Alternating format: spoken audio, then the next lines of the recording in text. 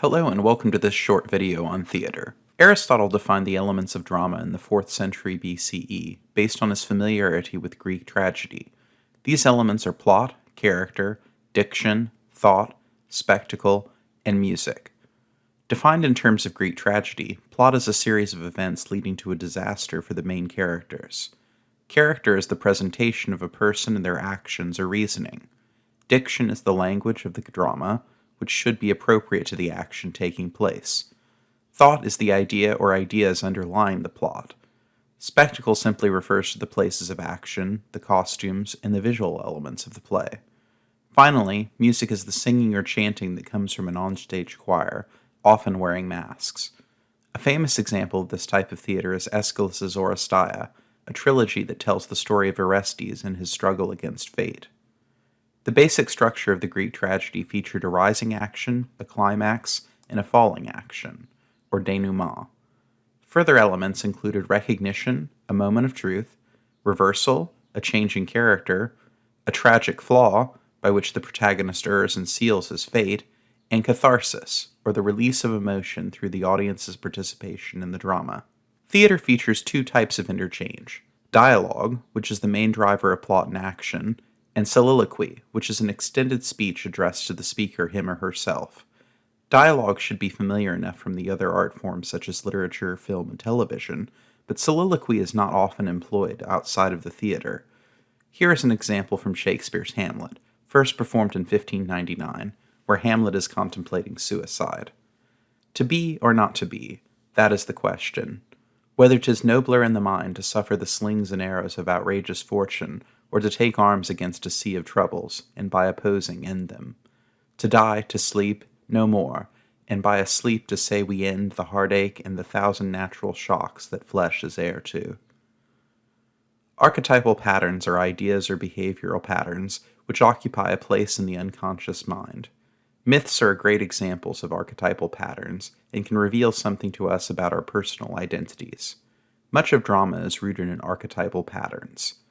Now let's take a look at the various genres of drama. First we have tragedy, which we've examined a bit already. Tragedy is driven by a flawed character and the fate of a hero or noble. Modern ways of thinking about character can seem to diminish the power of tragedy, but this is not always the case, as with Romeo and Juliet.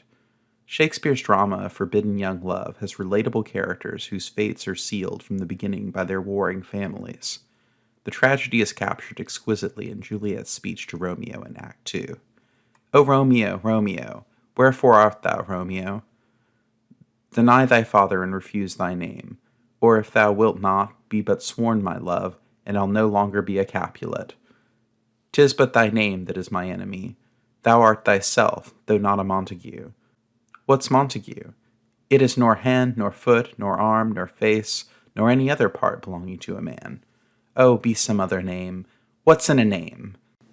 That which we call a rose by any other name would smell as sweet. So Romeo would, were he not Romeo called, retain that dear perfection which he owes without that title. Romeo, doff thy name, and for that name which is no part of thee, take all myself. Juliet wishes Romeo were not himself, but if he were not himself, then he would not be her love. He cannot cease being himself any more than the sun can cease from shining during the day.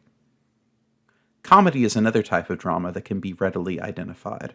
We can divide this genre into Old and New Comedy.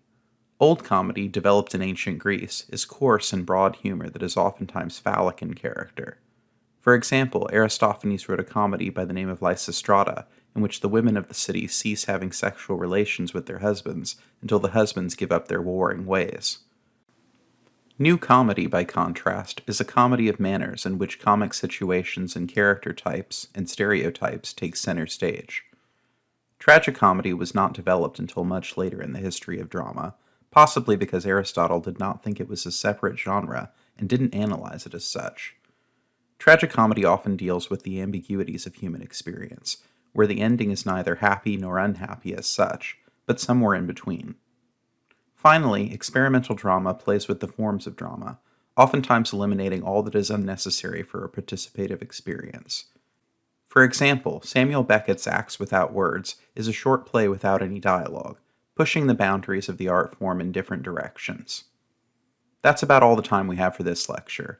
Thank you, and see you soon.